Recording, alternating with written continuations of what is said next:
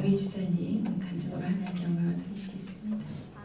얼마 전 추석 명절을 앞두고 넷째 언니의 전화를 받았습니다. 받자마자 통곡하며 이제 56살인 셋째 언니가 갱년기와 디스크 통증이라고만 생각했는데 난소암이라는 것이었습니다. 며칠 후 검사 결과 난소암 말기, 척추까지 전이되어 항암을 할 경우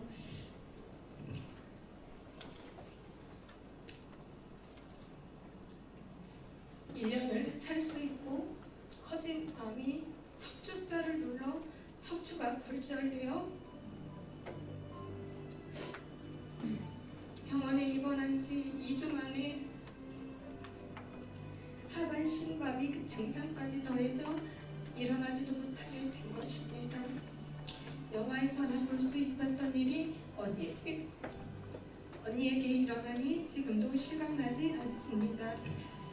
언니는 교회를 다니다 시험을 당해 형부의 끊임없는 외도로 힘들 때 여호와 증인을 다니게 되었고 이혼 후 딸 셋을 혼자 키우며 살았는데 친정 아버지의 부정함, 새어머니의 핍박과 미움, 남편의 외도로 인한 상처까지 더해져 외로움 속에 고립되어 늘 부정적인 말들과 생각으로 저도 다가가기 부담스러운 언니였습니다. 우리 교회가 큐티 사역을 하고 말씀을 들으며 성령님은 작년부터 저의 무정함을 셀 예배 때 고백하게 하시며 가끔씩이라도 아무 전화를 하고자 감동을 주셨는데 1시간은 기본으로 끊지 않고 이어지는 원망과 비난, 부정적인 말들을 듣는 게 부담스러워 외로워서 그렇다는 걸 알면서도 거리를 두고 피하기 바빴습니다. 이제와 언니의 이런 소식을 들으니 그때 한 번만이라도 들어줄 걸 후회가 됩니다. 언니의 영혼 구원을 위해 늘 기도는 했지만 그것으로 내 할 것을 다 했다는 울리는 꽹과리 같은 나의 사랑 없음이, 나의 무정함이, 회칠한 무덤 같은 내가 참으로 죄인이구나 다시 절로 나왔습니다. 정말 믿겨지지 않는 이 사건 앞에 예전엔 나라면 울며 주님께 따지듯 원망하며 낙심했겠지만 그럼에도 지금 감사할 수 있는 것은 세상 사람들은 이것이 망할 사건이지만 저에게는 여호와 증인으로 살고 있는 언니에게 하나님이 내미신 마지막 구원의 손길로 회개의 기회를 주시며 아버지 상처, 새어머니께 받은 상처 등 가족 간의 관계의 회복을 풀어주시기 위한 하나님의 계획임을 믿기에 언니가 혼자 감당해야 할 고통이 너무나 아프지만 주님께 감사드리게 됩니다.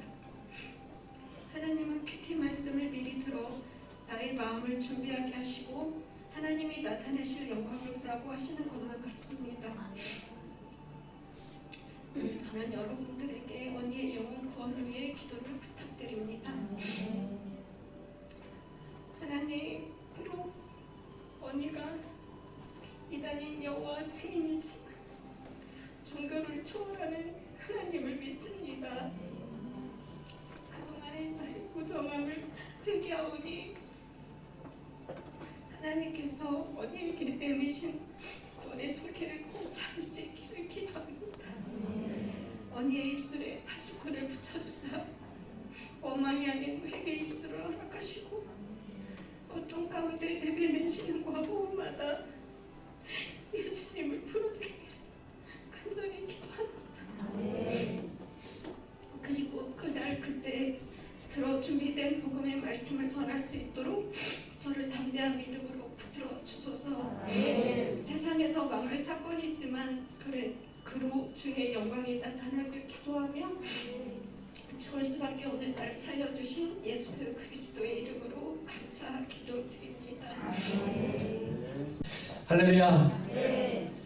우리 이 주간에 하나님께서 주실 말씀은 역대상 1장 1절부터 4절입니다. 11월달 GT가 시작되었는데요. 11월달 GT는 역대상부터 시작이 됩니다. 여러분이 가진 GT 책 24페이지네요.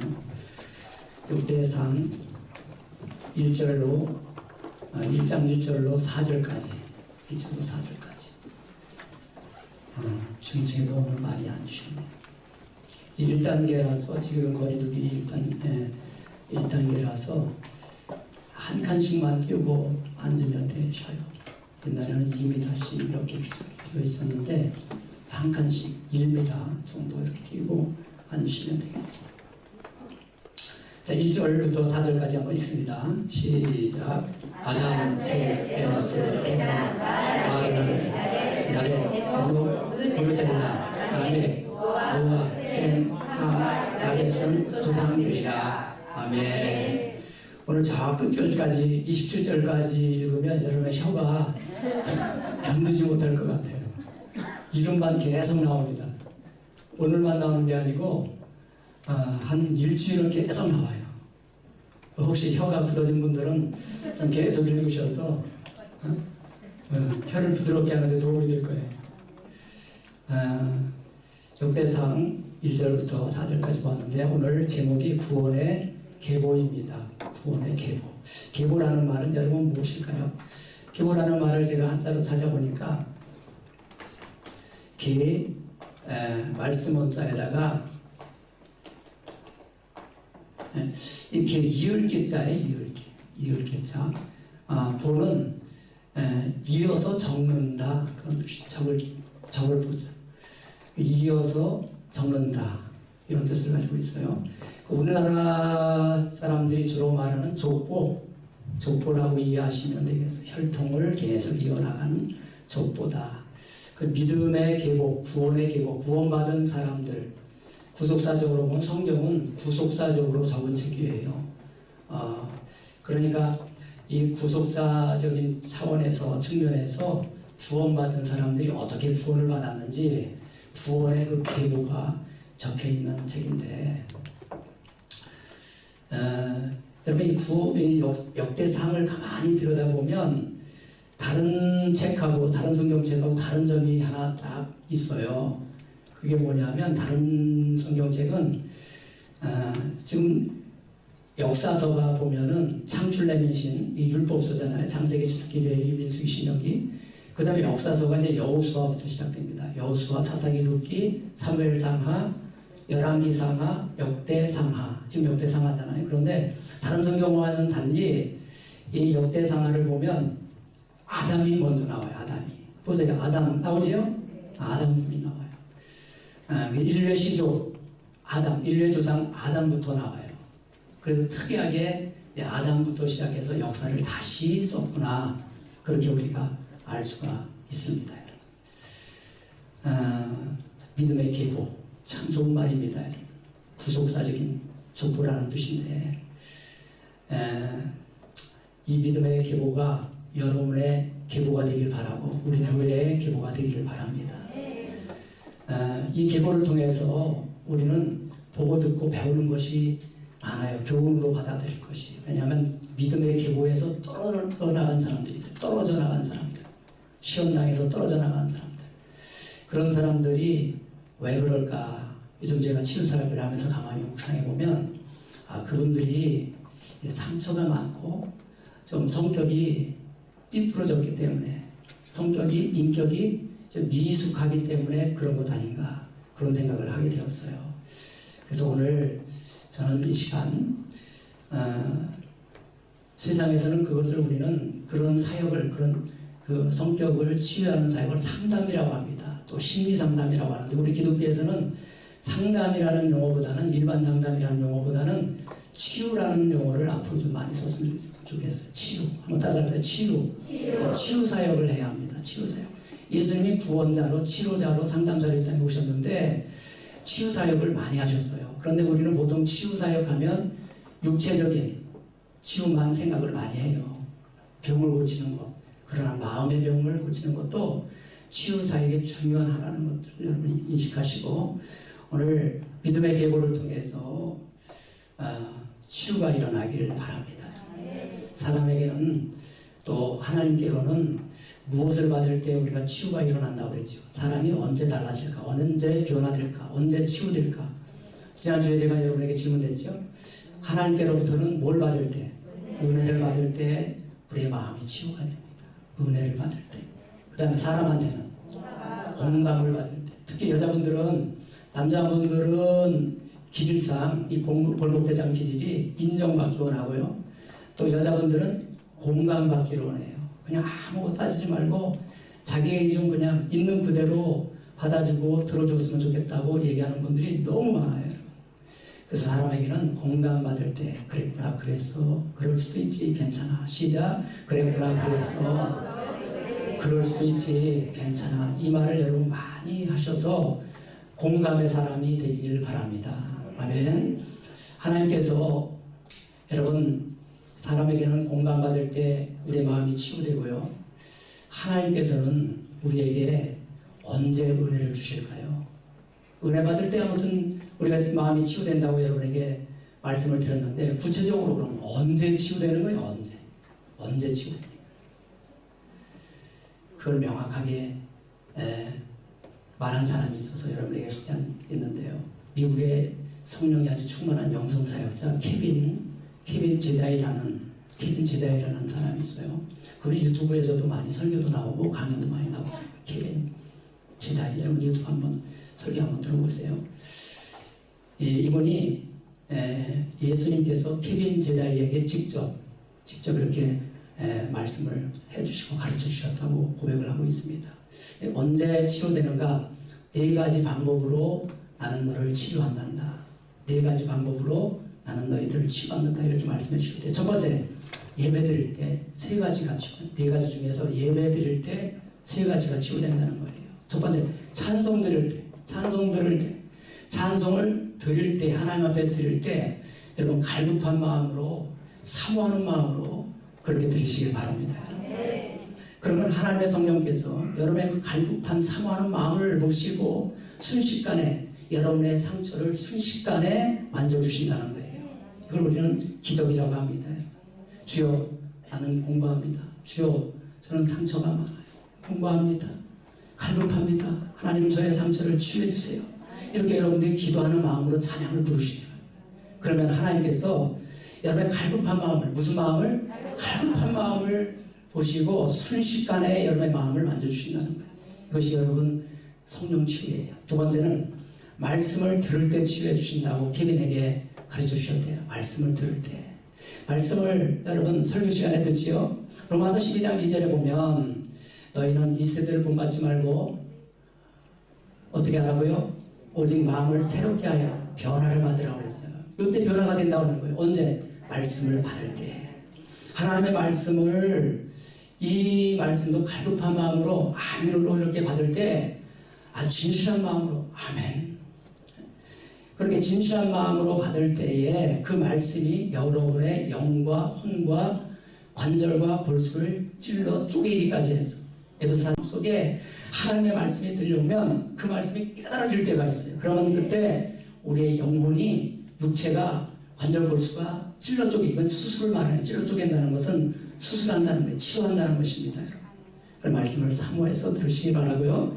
세 번째, 기도할 때. 우리 사모님이 오늘 코로나 속에서도 동성기도를 했는데요. 기도할 때, 사모하는 마음으로 기도를 할 때 우리의 마음이 치유된다는 거예요. 특히 이런 방언 은사를 받은 분들은 그냥 혀가 닳도록 기도를 해요. 대개 보면 방언 은사를 받은 분들이 보면 상처가 많은 분들이 통계적으로 보면 많아요. 왜 주신 거냐 하면 치유받으라고, 심령을 치유받으라고, 상처 아픔을 치유받으라고 주신 것이니까 방언을 혀가 닳도록 해요. 혀가 닳도록. 그래서 목사님 방언을 하도 했더니 혀가 짧아졌어, 이렇게 고백할 정도로. 그러면 그 영이, 성령이 충만하면 성령이, 영이 혼을 잡는다는 거예요. 덮어버린다는 거예요. 덮어버린다는 거예요. 정치가 검찰을 덮는 게 아니고 우리의 영이 혼을 덮어버린다는 거예요. 이게 무슨 얘기인지 이해를 못하는 분들도 있을 텐데, 우리는 영혼요 3가지 유기체로 붙어 있습니다. 혼은 우리의 마음이에요. 상처를 누가 어디서 받아요? 마음에서 받아요. 혼적인 상처를, 혼에서 상처를 받는 거예요. 그런데 케빈 제다이에게 예수님께서 가르쳐 주셨대요. 이 혼이 상처로, 혼이 상처투성이면 영과 육이 통로가 막힌다는 거예요. 이해하시죠?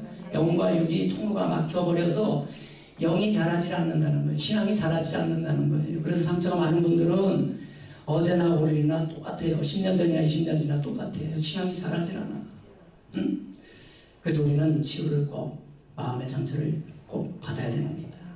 마지막으로 언제 하나님은 우리에게 은혜를 주시는가, 치유하시는가, 거룩한 상담자를 통해서 치유한단다, 이렇게 가르쳐 주셨대요. 거룩한 상담자. 우리 교회가 치유 상담 사역을 하고 있는데 참 듣던 중 반가운 소리지요. 예수님께서는 사람을 통해서, 상담자를 통해서도 치유하신다는 거예요. 그런데 우리가 영적 우월주의에 속한 분들은 이렇게 사람을 통해서, 상담사를 통해서 치유하는 것에 대해서 좀 우습게 보는 경향들이 많이 있습니다. 그걸 밀어내요. 세상적인 학문이라고 심리 상담을.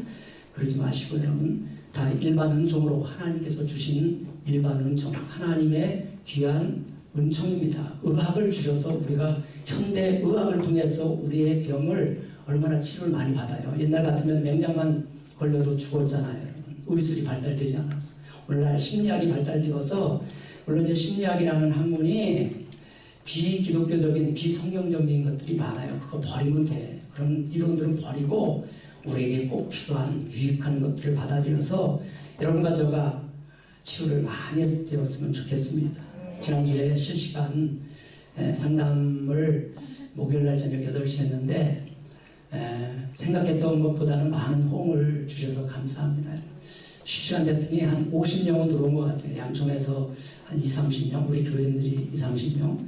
안 들어온 사람들은 회개하세요. 이번 주에 꼭 들어올 줄 믿습니다.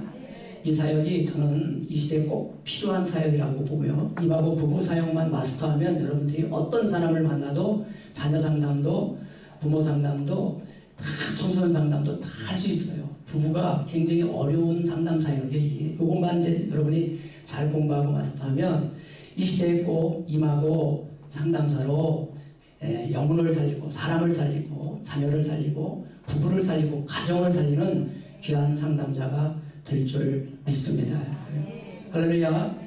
100% 출석하는 분들은 제가 소정의 선물을 준비하고 있습니다. 어떻게 출석을 체크할 수 있죠? 그것도 댓글을 달으시면 돼요. 실시간 때 이렇게 한마디 쓰면 돼요. 안녕, 요만큼만 달아도 제가 선물을 줄 거예요. 안녕하세요.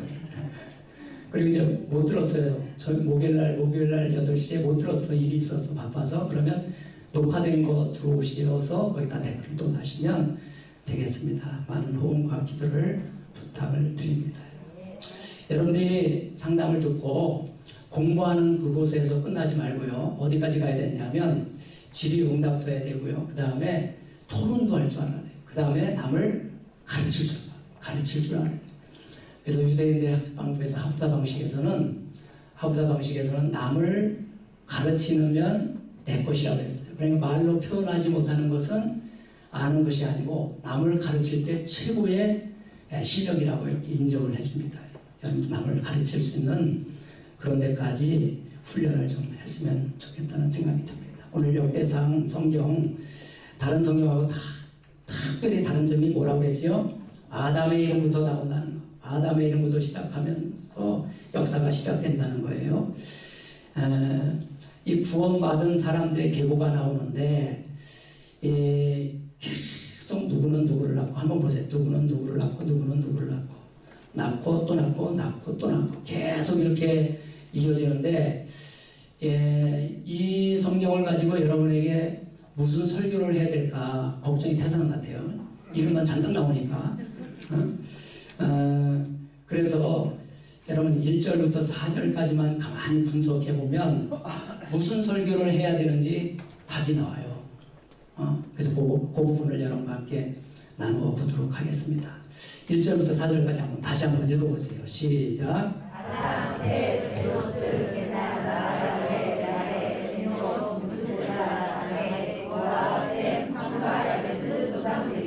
자, 한번 제가 계보를 한번 분석해 볼까요?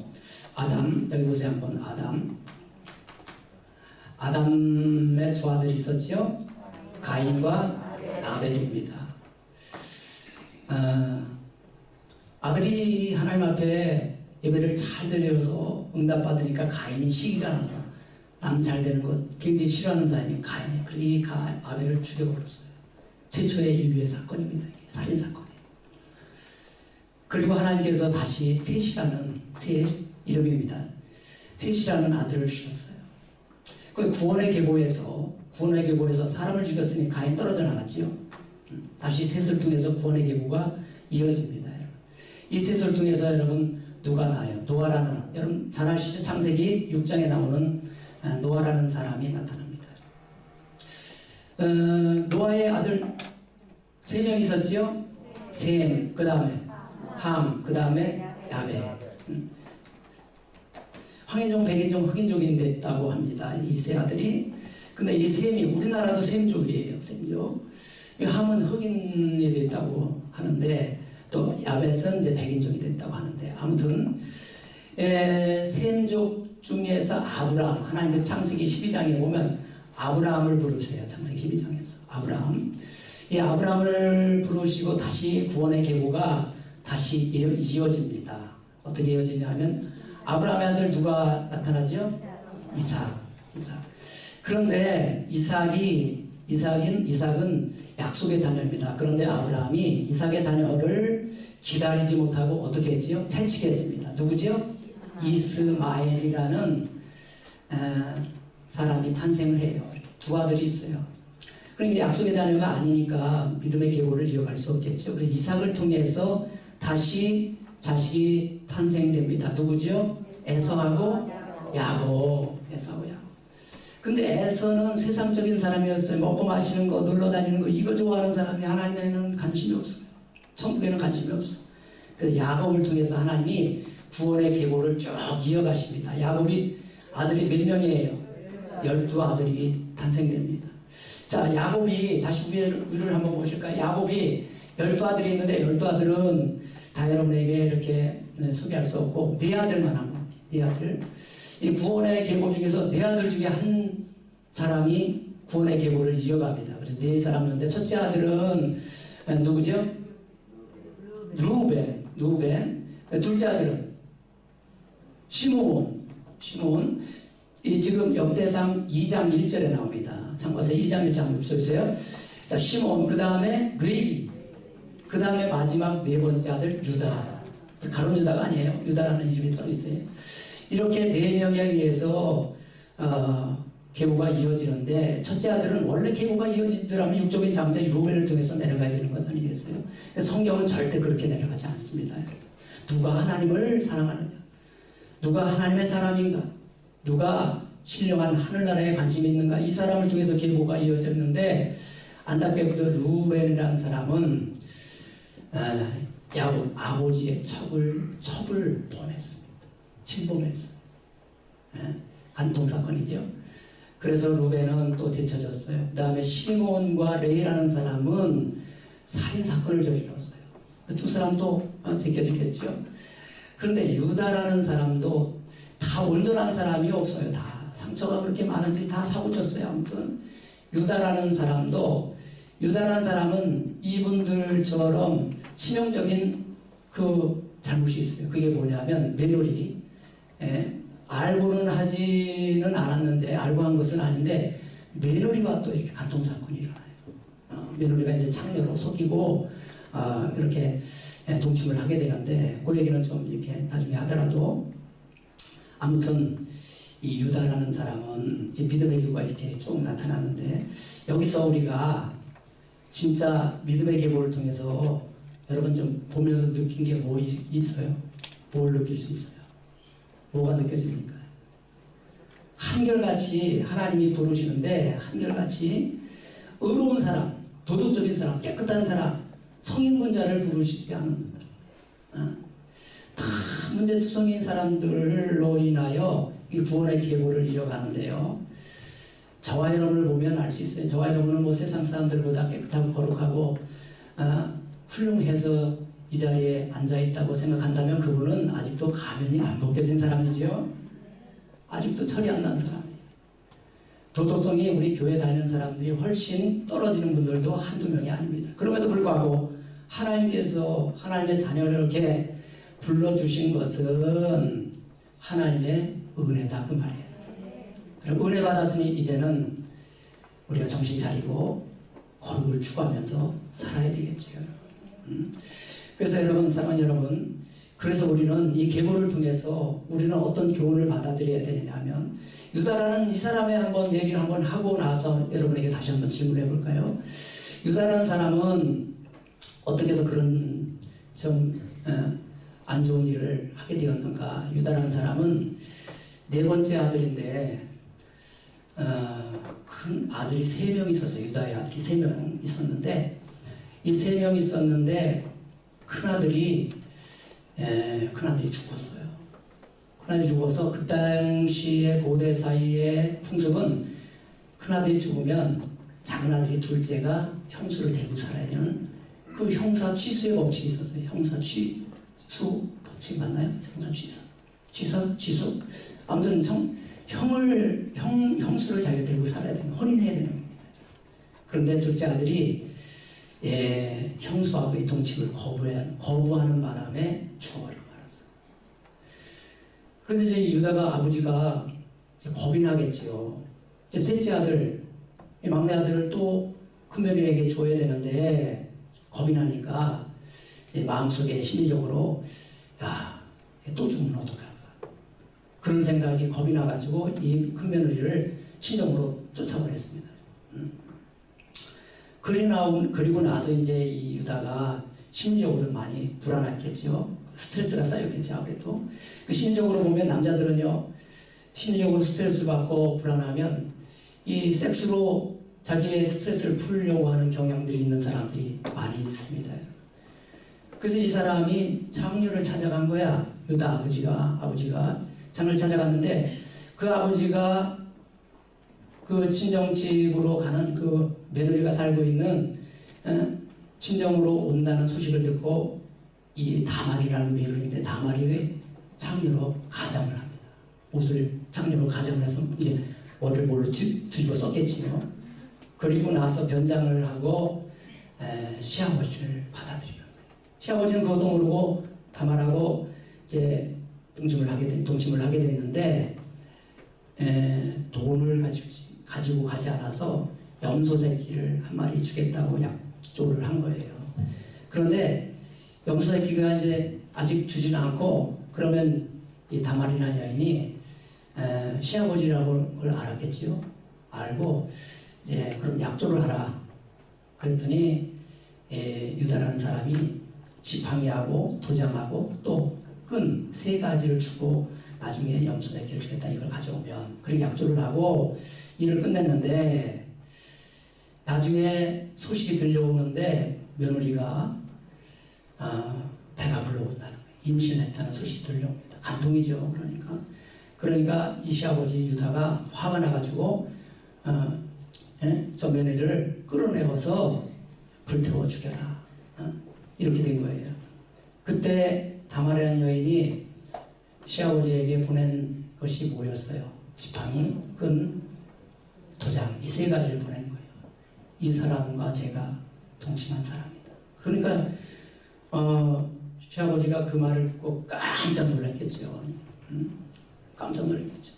그때 아마 놀라서 그분도 저처럼 머리가 빠졌을 것 같아요. 충격을 엄청나게 받았어요. 그러니까 시아버지 입장에서 무슨 변명도 하고 싶고, 합리화도 하고 싶고, 여러 가지로 자기도 하고 싶지만, 그때 충격을 받으면서 제가 볼 때는 가면이 벗어진 것 같아요. 그러면서 이런 고백을 했다는 거예요. 따라서 합시다. 그는 나보다 옳다. 며느리가 나보다 옳다. 그 말을 함으로 인하여 이분이 가까스로 구원의 반열에 이분이 오른 거예요, 여러분. 그러니까 여러분, 회개만이 살 길입니다. 여러분. 하나님은 죄를 많이 지었든 적게 지었든 그 문제가 아니고, 하나님은 회개하는 사람을 구원의 반열에 올려주신다는 것을 믿으시기를 바랍니다. 아멘. 할렐루야. 내 말이 나보다 옳도다. 자기의 치부를 다 드러내고 인정했다는 것입니다. 그래서 하나님께서는 그 고백을 보시고 유다를 용서하시고 구원의 반열에 올려주셨다는 것입니다. 두 번째, 첫 번째는요, 도덕적으로 훌륭한 사람이 구원의 반열에 구원의 족보에 오르는 것이 아니고, 두 번째는 사단에게 우리는, 일단 여러분과 저는 구원의 계보에 오른 사람이에요. 올라왔습니다. 그러나 올라왔음에도 불구하고 수많은 시련과 고통이 있어요. 천국 갈 때까지 계속 사단이 흔들어댑니다. 그래서 제가 사단이 제일 좋아하는 음료가 뭐라고 그랬죠? 음료수가 써니텐. 여러분 절대 먹지 마요. 흔들리면 안 돼요. 사과 맛이 그대로 써니텐, 귤 맛이 그대로 써니텐. 마셔봐요. 써니텐 정말 좋아요. 혜태 써니텐. 흔들어주세요. 그 광고 제가 볼 때 얼마나 마음이 설렜는지 몰라요. 사단이 흔들게 절대 여러분 흔들리면 안 됩니다. 가인은 흔들렸어요. 남 잘 되는 거 절대 싫어하는 사람이 있어요. 흔들리면 안 돼. 시기에서 흔들려서 떨어졌습니다. 에서 세상적인 욕심이 너무 많았어. 먹고 마시는 거, 잘 먹고 잘 살고, 이런 데 관심이 많은 사람들. 천국에는 관심이 없고 구원받는 데는 관심이 없고 그래서 떨어졌어요. 에서. 루벤 음란에 빠졌습니다. 음란. 남자들 참 조심해야 돼. 음란에 빠졌어요. 그래서 여러분 버림받았어요. 시므온, 레이 혈기에 빠져. 혈기를 참지 못하면 사람을 죽이는 거예요. 분노를 참지 못해서. 그래서 절대 여러분들은 이런 것에 사단이 흔들 때 영적으로 딱 알아차려야 됩니다. 아, 사단이 나를 흔들고 있구나. 조심하셔야 돼요. 그리고 도덕적으로 훌륭한 사람들을 여러분 부르시는 게 아니고 다 고만고만합니다. 하나님 편에서는 다 고만고만합니다. 누가 옳고 누가 그르고 그게 아니에요. 여러분 시아버지나 며느리나 다 죄인입니다. 할렐루야. 그래서 여러분 제발 오늘부터 그는 나보다 옳도다 이 말을 많이 하시기 바랍니다. 사람을 보면, 남편을 보면, 자녀를 보면 자꾸 무의식적으로 잔소리하고 싶고 비난하고 싶고 정죄하고 싶고 이런 마음이 자꾸 드는 분들은 그는 나보다 옳다라는 말을 한 100번만 해보세요. 한번. 제가 시켜본 건 아닌데 여러분에게 한번 시험을 해보는 거예요. 그렇게 됐을 때 우리의 마음이 생각을 정말 잡는가? 한번 따라해봐요. 그는 나보다 옳다. 이 말을 계속 한번 해보시면 제발 한번 해보세요. 저도 한번 해볼 테니까. 당신이 옳다. 사모님 무슨 말을 해도 당신이 나보다 옳다. 이 말을 계속 했을 때 어떤 현상이 일어나는가? 유다가 이 말을 하고 구원을 받았어요. 그죠? 다시 거듭났어요. 아멘. 아마 유다가 이 말을 하고 하나님을 다시 만나서 다시는 그런 짓 안 했을 것 같아요. 무의식적으로 입만 열면 자꾸 정죄가 나오는 분들은 결심하고 결단하고 아주 그냥 다짐을 해도 잘 안 되는 분들, 이런 분들은 상처가 좀 심한 분들입니다. 왜냐하면 무의식에서 자기도 모르게 나오는 것이니까요. 이런 분들은 정말 많이 해요. 많이 이 말을 하면 예수님이 이 말을 많이 하시라고 했어요. 우리 보고 하라고 했어요. 빌보서 2장 5절에 뭐라고 말씀하셨어요? 너희 안에 이 마음을 품으라. 곧 그리스도 예수의 마음이니. 이 마음이 뭐예요? 너희 중에 이 마음을 품으라. 이 마음이 바로 그는 나보다 옳도다. 예수님도 한마디 변명하지 않으시고 온 인류의 모든 죄와 허물을 다 십자가에 끌어안으시고 죽으셨어요. 이것이 그리스도 예수의 마음이다 그 말이에요. 아멘. 할렐루야. 세 번째는 구원의 계보를 이제 이어나가야 합니다. 이어나가야 돼요. 보자가 이어서 적다지요. 이을 계자예요. 구원의 계보를 여러분들이 이제 이어나가야 돼요. 어떤 상황 속에서도 여러분 이어나가야 합니다. 어떤 상황이라는 것은 장애물이 있을지라도 그걸 극복하고 나가야 된다고 말해요. 요즘 이제 코로나19 시대인데요. 코로나 사태 속에서도 여러분이 방역을 철저히 하고 하나님 앞에 예배드리는 그런 모습, 이런 모습들이 정말로 구원의 계보를 이어나가는 거예요. 여러분 교회 한 달, 두 달, 세 달 이렇게 안 나오다 보면 믿음이 다운되고요. 굉장히 믿음이 쉬워집니다. 한 세 달만 안 나오면요. 세상 사람하고 거반 비슷해져요, 여러분. 그게 무서운 거예요. 그래서 20%에서 30%가 이미 출석률이 떨어졌다고 합니다. 오늘 우리 교회는 굉장히 많이 나오셨네. 더 나오시면 안 될 것 같은 생각이 드는데 그런 말 하면 안 되겠죠.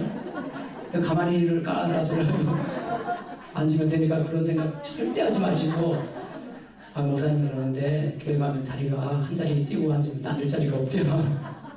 그런 말 절대 하지 마시고 나오시면 돗자리 깔고라도 이렇게 뛰어 앉으면 되니까.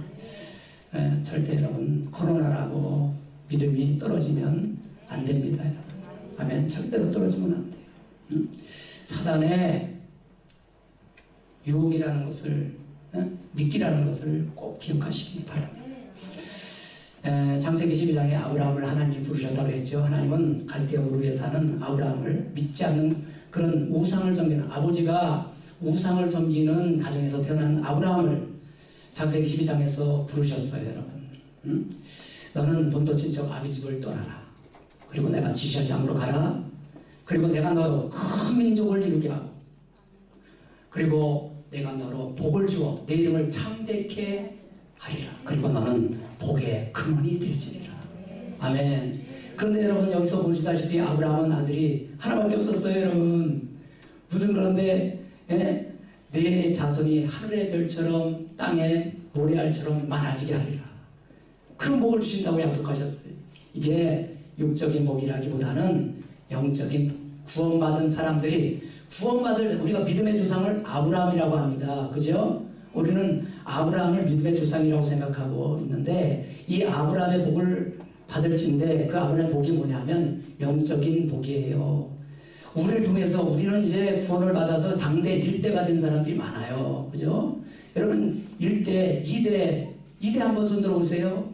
아버지 어머니가 예수 믿은 사람들, 3대 할아버지부터 믿는 사람들, 머리 가려운 사람 걷지 마세요. 3대도 없네요. 저도 2대예요.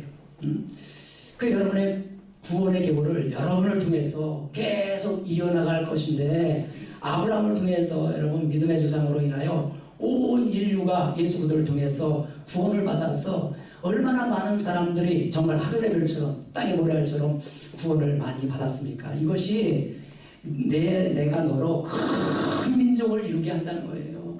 이게 영적인 구원의 역사입니다. 실질적으로 아브라함의 후손인 이스라엘 백성들은 큰 민족이 아닙니다. 여러분.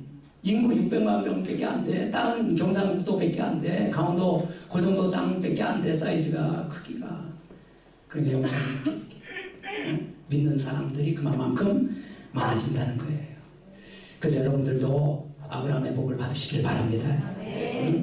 옆 사람 인사할까요? 당신은 복덩어리로 태어났습니다. 이 복의 근원이 되리라고 말씀하셨으니까 여러분이 복의 근원은 복덩어리예요. 여러분. 복덩어리. 복덩어리로 태어났습니다. 또 한번 인사하실까요? 앞으로 제 덕을 좀 보게 될 거예요. 뒷사람한테도 좀 얘기해 주세요. 우리가 하나님 앞에 받은 복이 너무 커요. 받은 복이 너무 크다 그러면 바로 돈 생각이 나는 분들이 있어요. 그 복도 받아야 되지만 그 복보다 육적인 복이 아니고요. 그 육적인 복뿐만 아니라 영적인 복, 신령한 복을 말하는 거예요. 구원받은 복. 70억이라는 그 많은 인구 중에서 내가 구원받았다는 이 사실. 이것이 우리에게는 신령한 복이 됩니다. 얼마 전에 그 돈 많은 우리 누구도 돌아가셨죠? 그래, 이건희 회장님도 돌아가셨어요. 돈이 얼마나 많아요. 그런데 다 내려놓고 한 줌의 흙으로 가버렸어요. 그래서 우리는 그동안 불러왔던 노래 중에서, 찬송 중에서 반드시 내가 너를 축복하리라, 이 찬양을 부르면 너무 좋아해요, 사람들이. 복 좀 내니까. 근데 이 복이 영적인 복이라는 것을 한번 우리의 생각을 좀 바꾸어서 이 가사를 한번 음미해가면서 한번 불러봤으면 좋겠어요. 아멘. 이 찬양 한번 불러볼까요?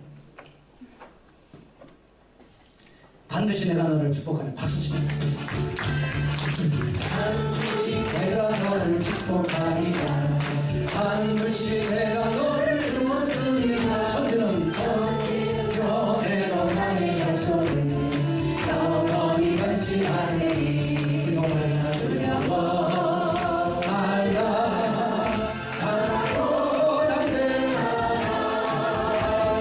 낙심하여 실망치 말라 낙심하여 실망치 말라 실망치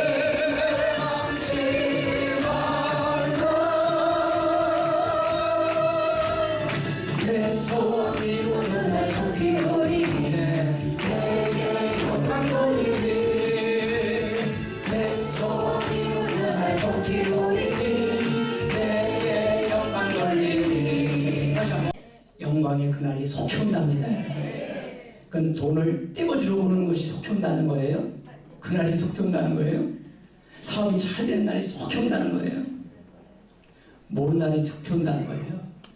아니 불렀으니까 가사를 의미하면서 내가 부르라고 했잖아요. 모든 날이 속히 온다는 거예요. 남편 문제, 사업 문제, 자식 문제, 물질 문제, 건강 문제 이 문제가 속히 왔으면 좋겠지요. 그죠?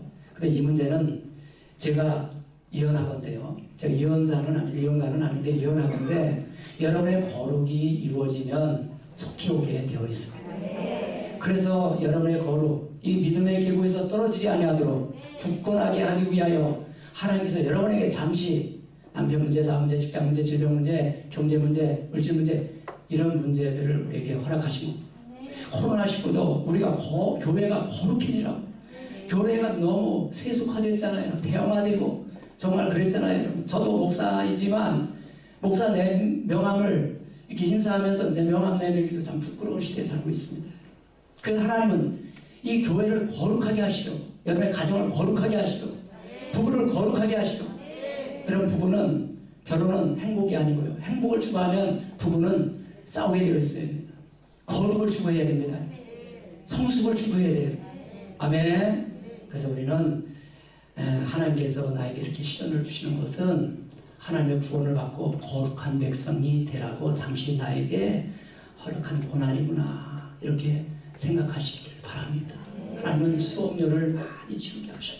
그걸 깨닫지 못하면 너무너무 많은 대가를 치르게 하셔요. 그러나 다윗처럼 끝내는 회개하고 또 유다처럼 회개하는 저와 여러분 되시기를 축복합니다. 저희 집은 신씨 가문이에요.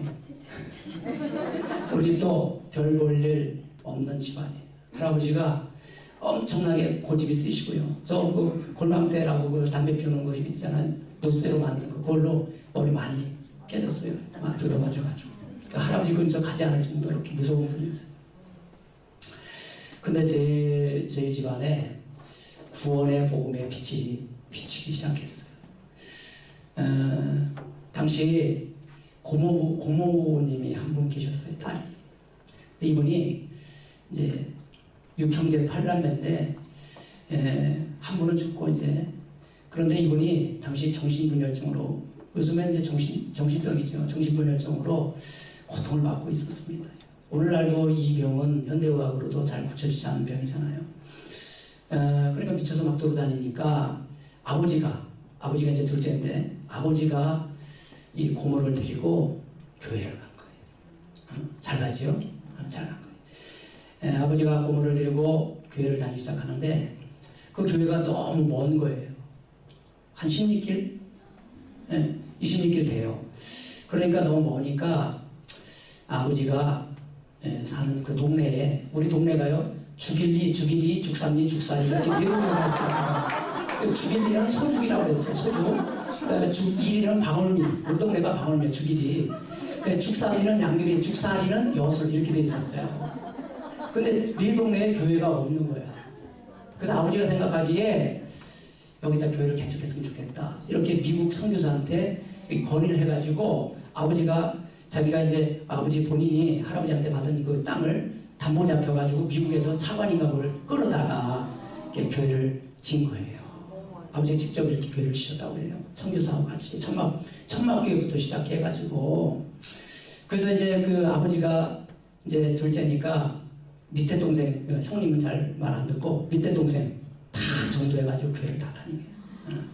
그래서 저희 교회가 이제 저희 그 가정이 이제 기독교 집안이 이렇게 되었는데요.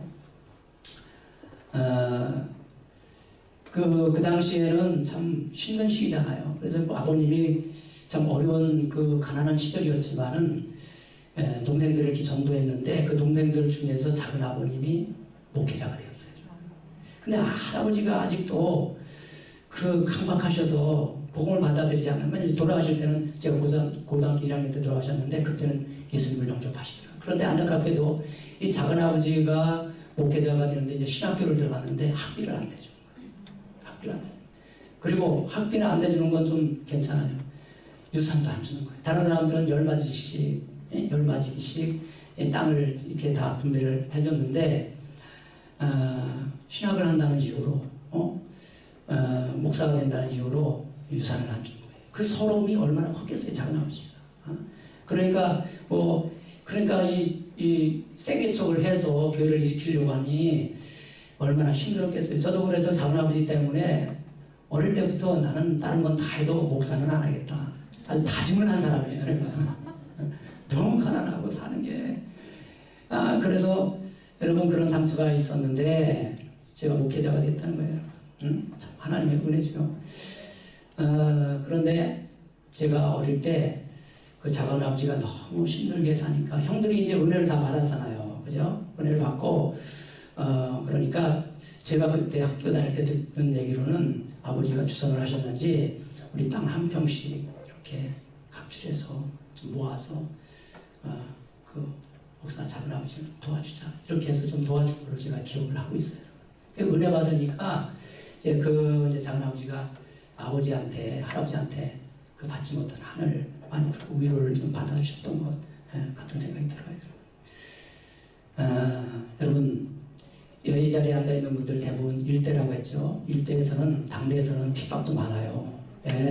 씨를 말려버리려고 그래 사단이. 그러니까 한 사람이 구원받기 위해서는요 많은 시련이 있어요. 그러나 그 시련을 뚫고 이 자리에 여러분들이 오신 거예요. 그러나 구원받았을지라도 이 믿음의 계보에서 또 떨어지게 하기 위해서 사단은 계속 우리를 흔들어댑니다. 여러분 계속 유혹을 해요. 계속 또 싸움을 붙이고. 그래서 여러분 이 영적인 그 믿음의 계보에서 절대 떨어지지 않도록 여러분은 조심하셔야 됩니다. 아멘. 지금 우리가 육적인 계보에서도 제가 이제 육적인 계보에서는 우리의 믿음의 계보의 시조는 신숙주예요. 신숙주 아시죠? 숙주. 저희들은 그래서 보편적으로 숙주나무를 많이 좋아합니다. 숙주. 여러분들도 뭐 김씨, 씨, 박씨, 뭐 조씨, 안씨. 근데 안씨는 시조를 모르는 것 같아요. 제가 물어봐도. 안씨 시조가 누구예요? 몰라. 역시 몰라요. 그 시조가 육적인 시조는 중요하지 않아요. 영적인 시조가 중요합니다. 아멘. 여러분이 당대에서 영적인 시조, 당대에서 1대가 되었으니 2대, 3대, 4대, 5대 쭉 믿음의 조상, 아브라함 따라서 믿음의 시조가 믿음의 후손들이 만들어졌듯이 여러분도 그렇게 아까 찬송을 부르면서 반드시 내가 너를 축복하리라 찬송을 부르면서 그날이 속히 온다는 이 말 여러분 이렇게 깨달았어야 되는 거예요. 우리 집안에서 우리 자녀 중에서 우리 형제들 중에서 아직도 믿지 않는 사람들 빨리 구원의 계보에 올려놔야 되겠구나. 여러분이 혼자 예수 믿고 후손들이 이렇게 예수 믿게 하려면 얼마나 더 힘들겠어요. 우리 아버지가 그러니까 굉장히 지혜로운 분이에요. 왜냐하면 둘째 형님이니까 교회가 다 들고 간 거야 그냥. 그러니까 다 온갖 집안이 기독교 집안이 된 것 아닙니까 여러분.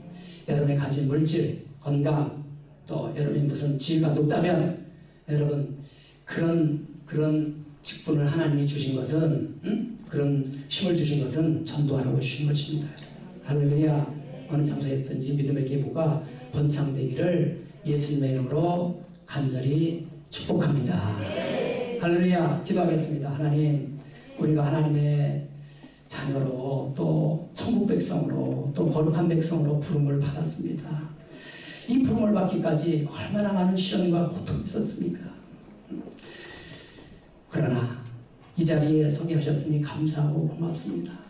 나 같은 사람, 아무 쓸모없는 사람, 죄 많은 사람, 인색한 사람, 욕심 많은 사람, 교만한 사람, 상처투성인 저희들을 하나님 부르셨사오니 이제 우리의 상처와 아픔을 만져주시고 치료하여 주시고 허물 많고 실수 많은 이 죄를 용서하여 주시고 그럼에도 불구하고 우리를 끝까지 붙잡아 주시고 하나님 믿음의 계보에서 절대로 떨어지지 아니하도록 신앙생활 잘할 수 있도록 도와주시옵소서.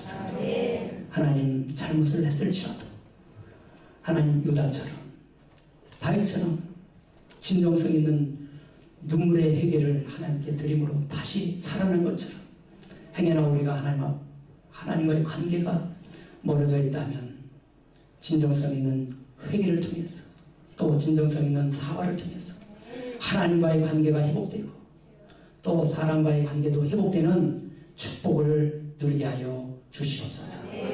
우리를 구원하신 예수님의 이름으로 기도드리옵나이다. 아멘. 우리 회개하는 마음으로 찬양하는 드리겠습니다.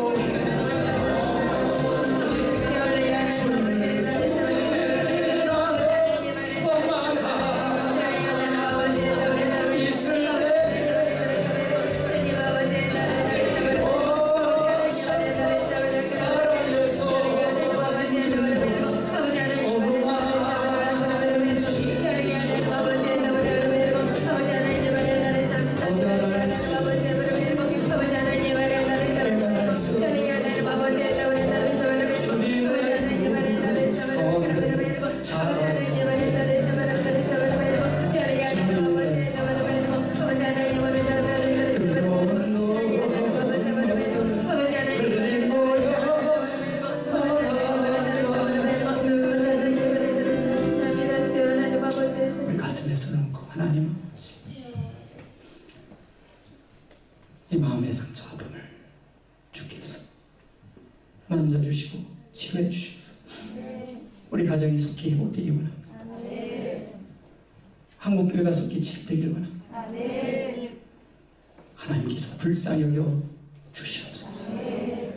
구원의 반열에서 떨어지지 않도록 어떤 시련이 있어도 주님 우리의 손을 붙잡아 주시옵소서. 예배에 참석하지 못한 분들 마음을 주께서 붙잡아 주시옵소서. 연약한 무릎을 세우시고 피곤한 손을 붙잡아 주시옵소서. 강하고 담대한 믿음을 주시옵소서. 오늘도 교환님을 하나님 앞에 드린 손길 마음의 정성을 주께서 하나님 기억하시고 이 물질이 쓰이는 곳에 구제와 선교로 많은 영혼 구원받을 수 있도록 하나님께서 축복해 주시옵소서.